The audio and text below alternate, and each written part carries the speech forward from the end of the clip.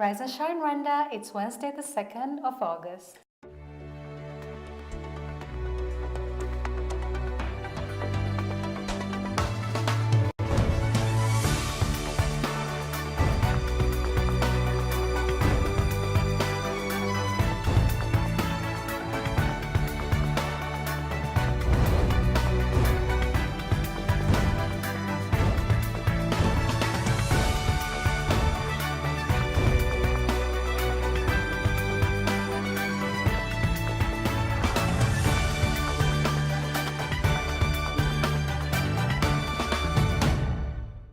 Coming up on today's Rise and Shine Rwanda. Less than 48 hours left to the 2017 presidential elections. An insight into the I Am Kigali Festival. Good morning, you're watching Rise and Shine Rwanda with me, Irene Kanengwa. And me, Fidelis Karangwa. Over the next 30 minutes, we'll bring you the latest in the world of news, business, and lifestyle.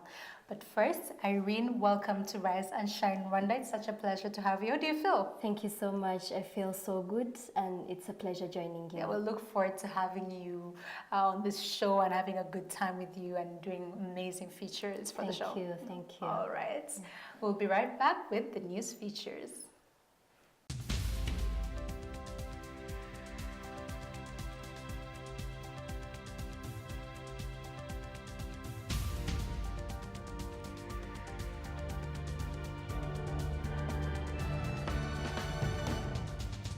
The people of Rwanda have been commended for their good conduct in the ongoing presidential election campaigns.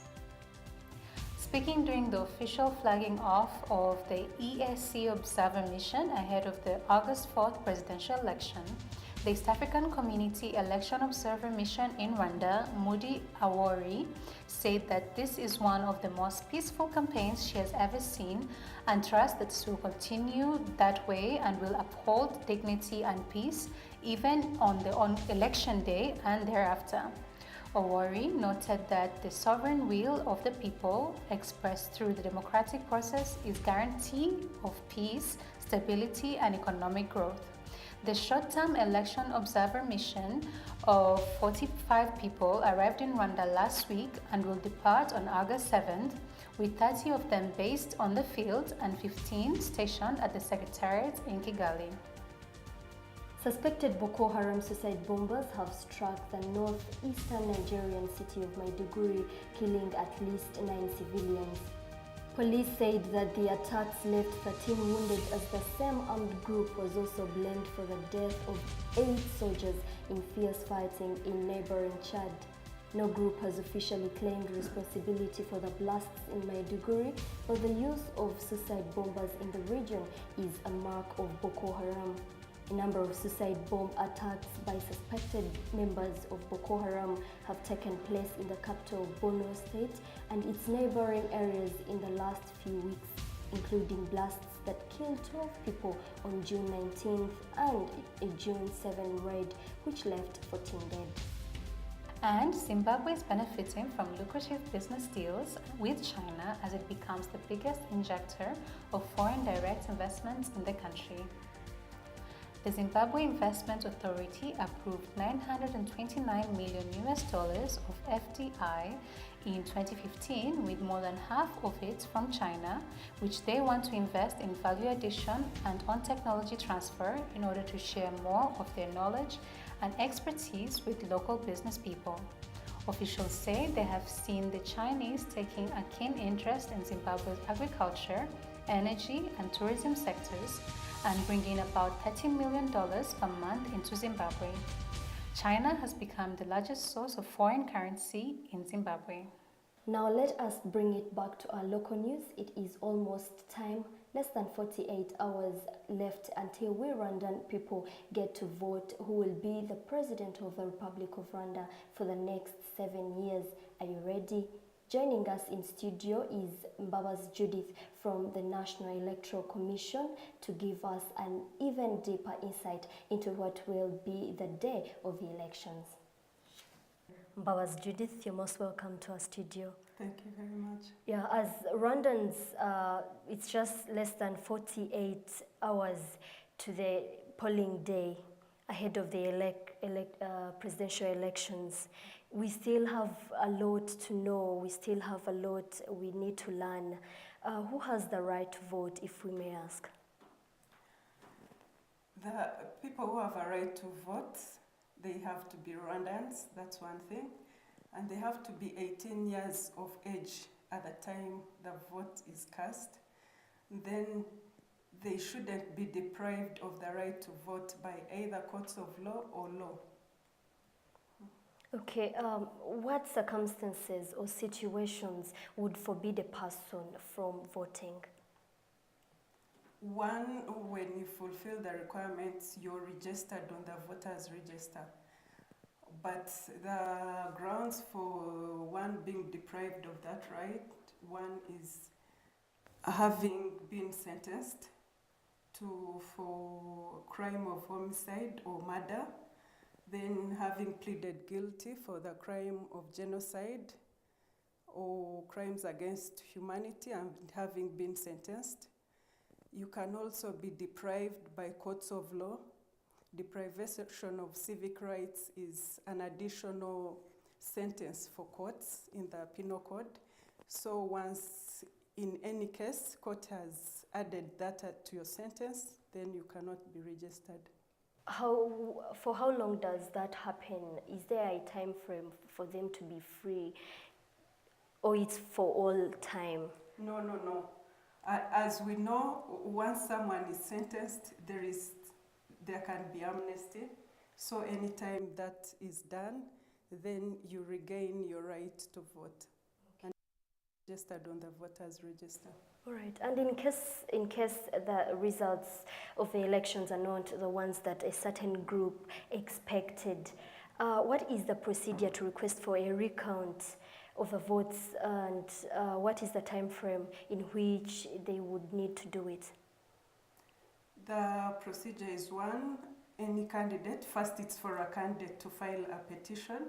It's filed at the Supreme Court, and it's done in 48 hours from the time of announcing the results. Okay. It's in 48 hours, then the Supreme Court has 5 days to give a ruling on its findings. So there is isn't it possible for an extension at least, because that is very little time?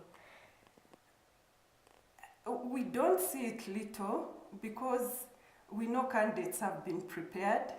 They have had all this time, so they should be prepared for the announcement of the results, and be ready to file their petition in 48 hours. We don't think it's little. Is there any law guiding the people behind the counting of the votes, that in case they go wrong, is there anything to guide them, or is there any law to guide them? First, there is a law on counting. There are annexes that have to be filled by the assessors who do the counting. We assume it's done in good faith, but the law punishes anyone who in bad faith modifies or does animal practices with the results and maybe gives false results instead of the true ones. It's a crime in the Penal Code. But we have the laws which guide them on how to count, and the annexes, the templates on how to fill the results. Oh, so you've heard it from herself, the commissioner from the National Electoral Commission, Bawas Judith, and please take note of that so that you don't fall a victim. We'll be returning back. Keep tuned.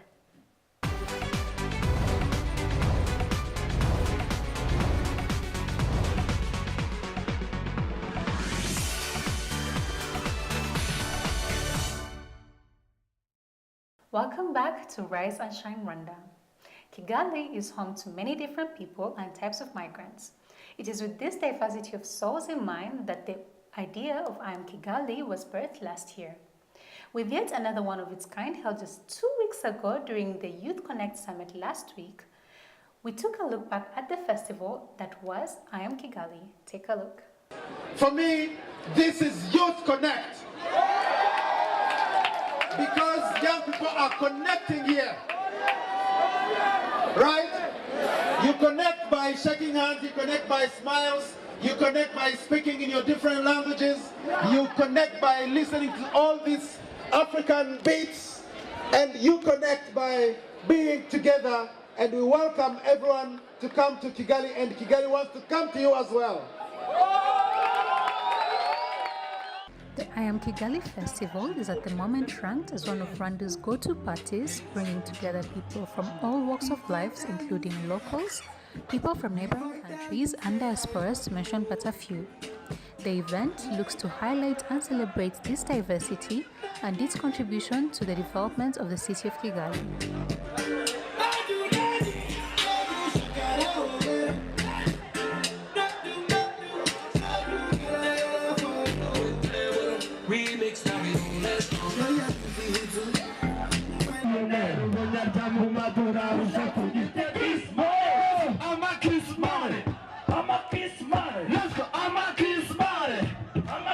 The festival aims to demonstrate how a mix of culture contributes to making Kigali a vibrant and inclusive city.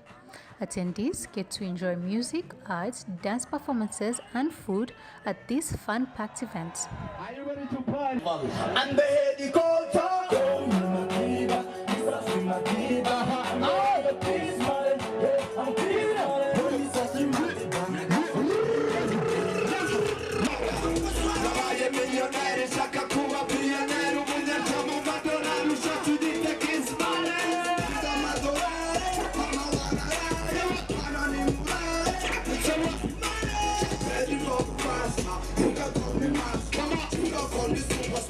So there you have it. The next time you find yourself in Kigali and looking for a great way to relax, the I Am Kigali might just be your answer. Karangwa Fidelis, Rise and Shine Rwanda.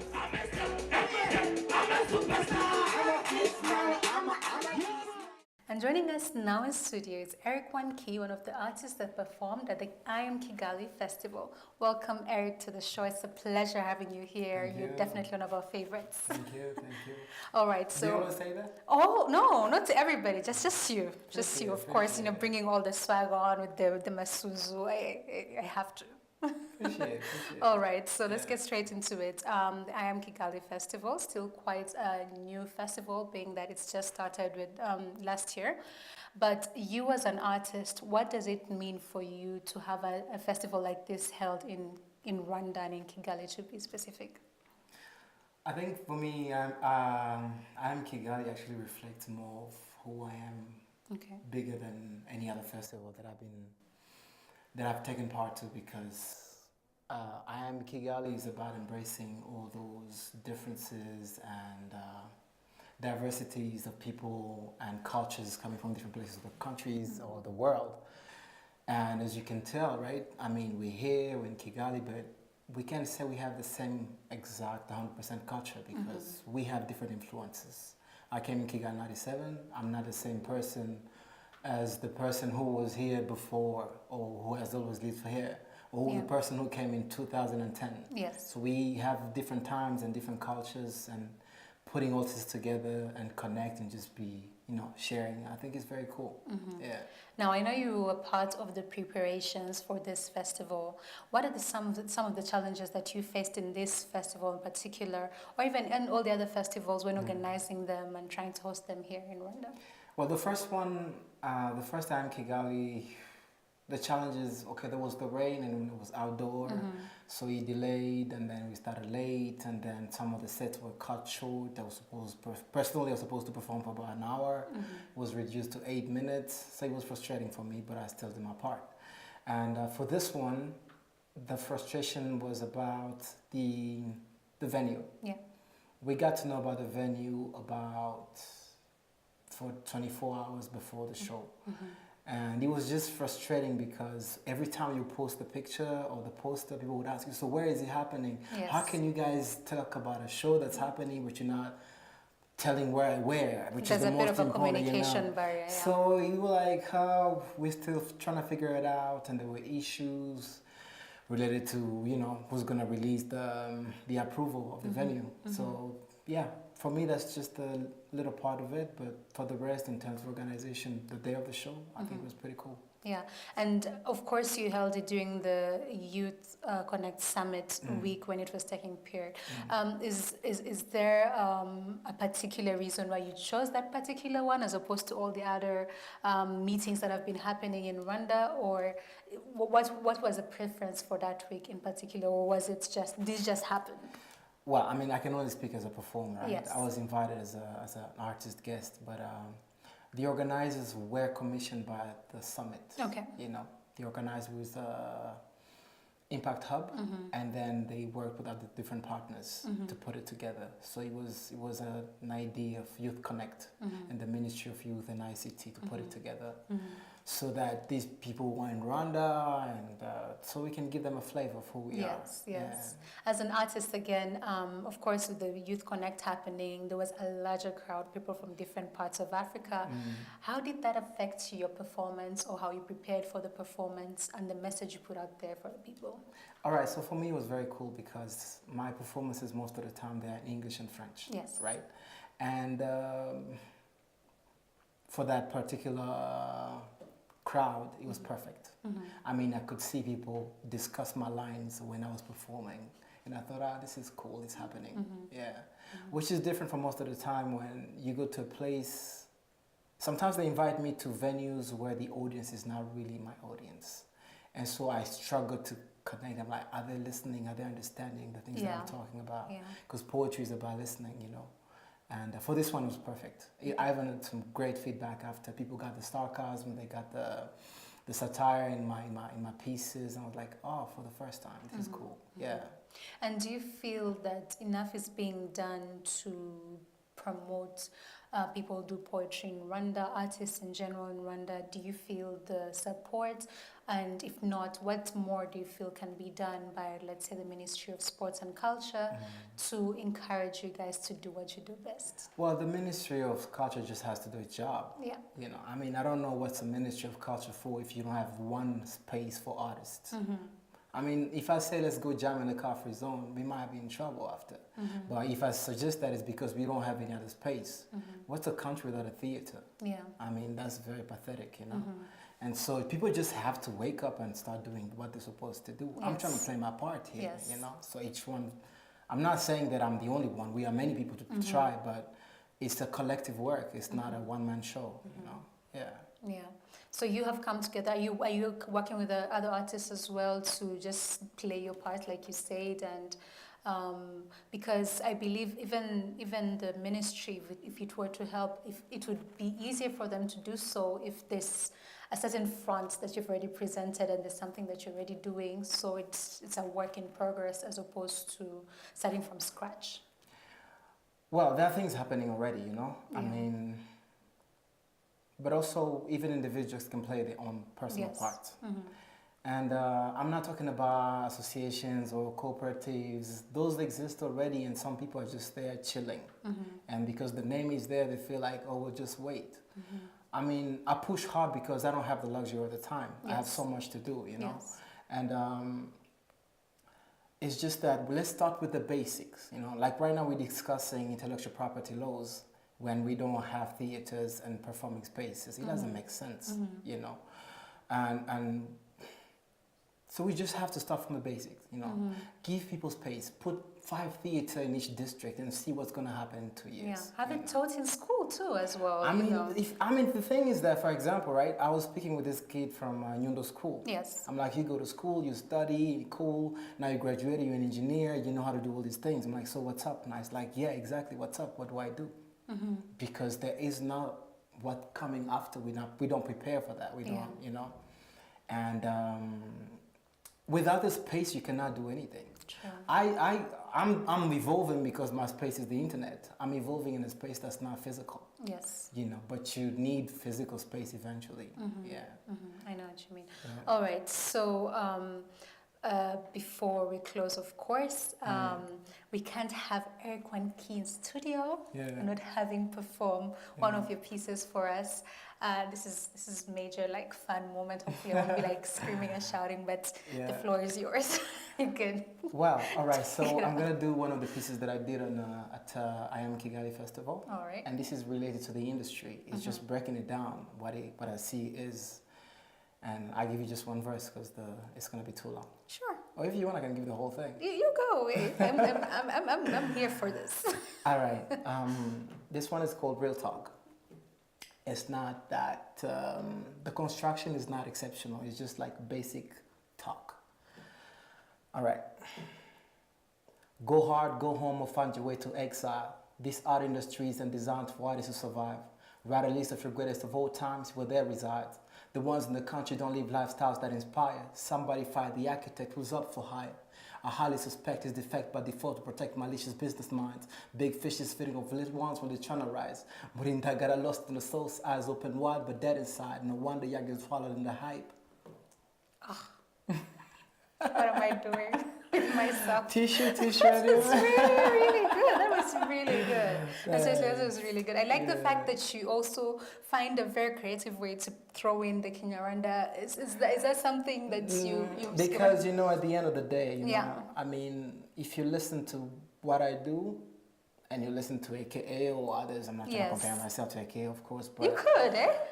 Well, you know, it's just that I want you to feel this flavor that just what is that? Where does it come from? Sure. You know, just like that little That's your random touch to it. The touch a little bit, you know. There will always be that. If not that, there will be metaphors that actually translated from Kinyarwanda culture into the other different languages. Okay. Yeah, there's always that. Yeah. Okay, good. So our viewers who are watching this show who didn't attend the I Am Kigali Festival in the past, what do you have to say to them, and especially your fans who definitely think need to be part of this festival? Well, I Am Kigali is it's a very cool festival. I mean, I don't know if I can call festival. It's a show one day. I mean, festival, we're talking about days and you come and you camp and you do things, you know. But the cool thing is that first of all, it's the crowd. I like the crowd. This crowd is, you have expats, you have people who have traveled from different places. Yeah. So you have so many languages actually being spoken at the place. And it's very easy to find yourself in this or that crowd. While you might go to other concerts where, that doesn't speak to me for an entire 1 hour. But hey, in I Am Kigali, you have traditional music, you have the beat drummers, and you have dancers, contemporary dancers, you have poetry, you have metallic rock, you have all these kind of genres that actually feel like, hey, it's the whole universe into one spot. Yeah. Yes, I know what you mean. Yeah. All right, so you heard it from here first from our main man, Eric Wanki. Be sure not to miss the next I Am Kigali event that will happen, hopefully very soon. I don't know. All right, it's always a pleasure having you here. We look forward to having you again. Thank you. Thank you so much. Yeah, sweet. All right, you're watching Rise and Shine Rwanda. We'll be right back after the break.